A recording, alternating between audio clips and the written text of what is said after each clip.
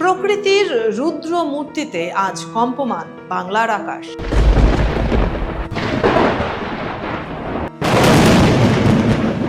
কালবৈশাখীর কালো মেঘের আড়ালে লুকিয়ে থাকা আগুনের লেলিহান শিখা যেন এক জীবনঘাতী খেলায় মেতে উঠেছে।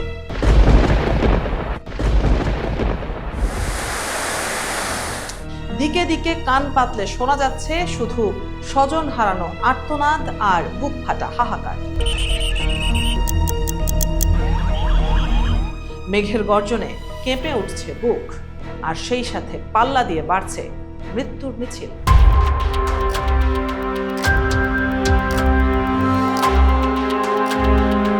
বাংলার শস্য শ্যামল প্রান্তরে এখন জীবনের নিরাপত্তা বড়ই বিলীন। গত এক দশকে ৩,৫০০-এরও বেশি প্রাণ কেড়ে নিয়েছে এই নিঃশব্দ ঘাতক। সরকারি নথিতে একে জাতীয় দুর্যোগ ঘোষণা করা হলেও মৃত্যুর এই করাল গ্রাস থামানো যাচ্ছে না কোনোভাবেই।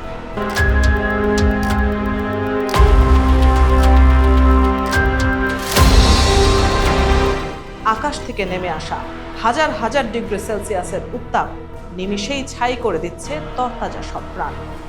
সিলেটের হাওর থেকে শুরু করে উত্তরের জনপদ সবই যেন এক মৃত্যুপুরী। বহু প্রাণ অকালে ঝরে যাচ্ছে বজ্রের আঘাতে। মেঘের রাজ্যে যখন ঘর্ষণের দাবানল জ্বলে ওঠে, তখন মাটির পৃথিবীতে নেমে আসে শ্মশানের নীরবতা। বৃষ্টির ঝাপটার সাথে মিশে যাচ্ছে শোকাতুর পরিবারের চোখের জল। দর্শক, খতিয়ান বলছে ২০১৫ সাল থেকে ২০২৫ সালের মধ্যে বজ্রপাতে ৩,৬০০-র বেশি মানুষ না ফেরার দেশে চলে গেছেন।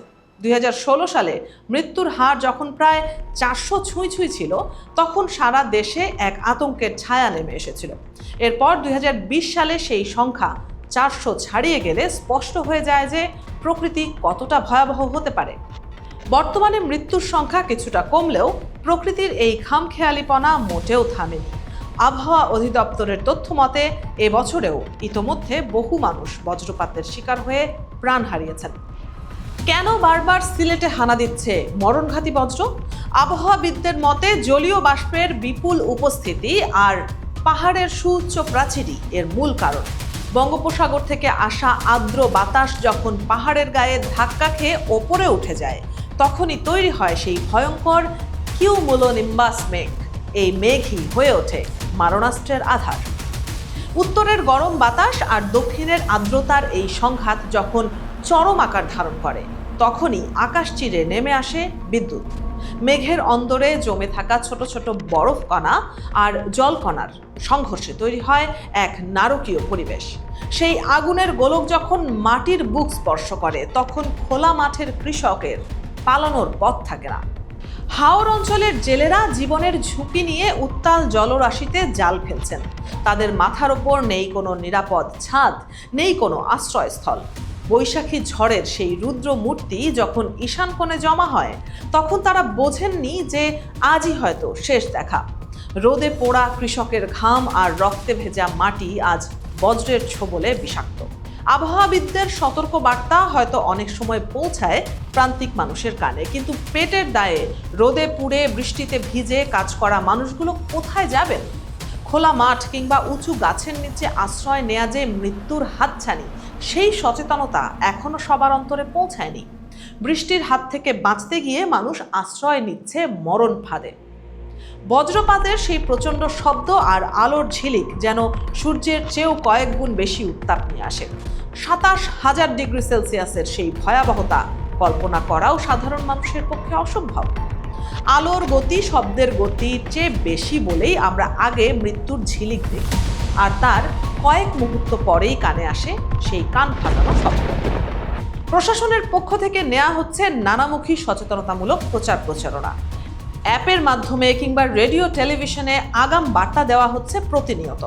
২০১৯ সাল থেকে এই আগাম বার্তার ফলে মৃত্যুর হার কিছুটা কমে আসলেও মানুষের অসচেতনতা এখনো বড় চ্যালেঞ্জ হয়ে দাঁড়িয়েছে।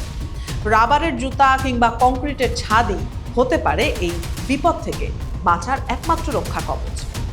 বিপজ্জনক এই সময়ে বাড়ির বাইরে থাকা মানেই জমের সাথে পাঞ্জা লড়া।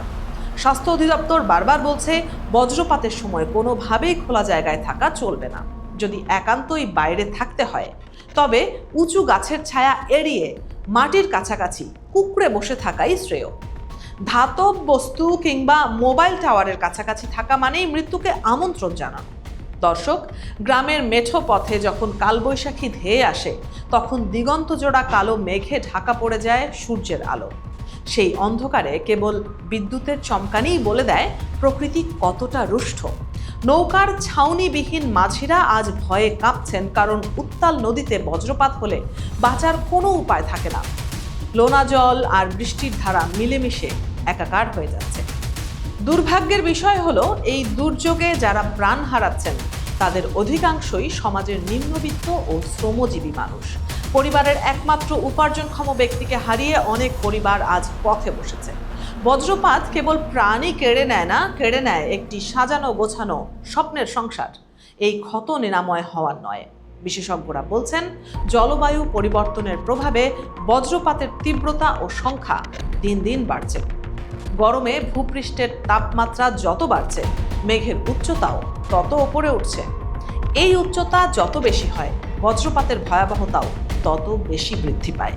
তাই ঝড়ের সময় বাড়ির ভেতরের বৈদ্যুতিক যন্ত্রপাতি থেকে দূরে থাকাও অত্যন্ত জরুরি। জানালার কাছে দাঁড়িয়ে আকাশ দেখা হয়তো রোমাঞ্চকর, কিন্তু এই রোমাঞ্চই ডেকে আনতে পারে চিরদিনের অন্ধত্ব কিংবা মৃত্যু। বাড়ির ছাদে বা উঁচু ভূমিতে যাওয়ার শখ যেন শেষ মুহূর্তের ভুল না হয়, সেদিকে সজাগ থাকতে হবে প্রতিটি নাগরিককে। আমরা কি পারবো এই মরণঘাতী বজ্রপাত থেকে আমাদের প্রিয়জনদের রক্ষা করতে? সচেতনতাই এখন আমাদের একমাত্র ঢাল। প্রতিটি গ্রামে, প্রতিটি গঞ্জে এই বার্তা পৌঁছে দিতে হবে যে বজ্রপাত কোনো দৈব অভিশাপ নয়, এটি একটি প্রাকৃতিক দুর্যোগ, যা থেকে সাবধান থাকলেই প্রাণ বাঁচানো সম্ভব। সরকারের পাশাপাশি সাধারণ মানুষকেও এগিয়ে আসতে হবে। দর্শক, বজ্রপাতে আহত ব্যক্তিকে স্পর্শ করলে বিদ্যুৎপৃষ্ট হওয়ার ভয় নেই, এই সত্যটি এখনো অনেকের অজানা। দ্রুত সুচিকিৎসা পেলে হয়তো অনেক প্রাণ অকাল মৃত্যুর হাত থেকে বেঁচে যেতে পারে। তাই ভয় না পেয়ে আক্রান্ত ব্যক্তিকে দ্রুত নিরাপদ স্থানে সরিয়ে নিতে হবে। এক মুহূর্তের বিলম্ব মানেই একটি জীবনের অবসান। বাংলার প্রকৃতি যেমন রূপসী, তেমনি সময় বিশেষে হয়ে ওঠে ভয়ঙ্করী। সেই রুদ্র রূপকে সম্মান জানানো আর নিজেকে সুরক্ষিত রাখাই এখন সময়ের দাবি। মেঘের আড়ালে লুকিয়ে থাকা সেই মরণ বিচ্ছু যেন আর কোনো প্রাণ কেড়ে নিতে না পারে। আমাদের একটু সচেতনতা পারে একটি পরিবারকে ধ্বংসের হাত থেকে রক্ষা করতে। আকাশের সেই নীল আভা যখন কালো মেঘে ঢেকে যায়, তখন যেন আমরা ভুলে না যাই প্রকৃতির এই সংহারী রূপের কথা। নিরাপদ আশ্রয়ে থাকাই হোক আমাদের প্রথম কর্তব্য। বৈশাখের এই ঝড়ো হাওয়ায় ঝরে না যাক আর কোনো তরতাজা প্রাণ। বাংলার আকাশ আবার শান্ত হোক, বজ্রের গর্জন ছাপিয়ে উঠুক জীবনের জয়গান।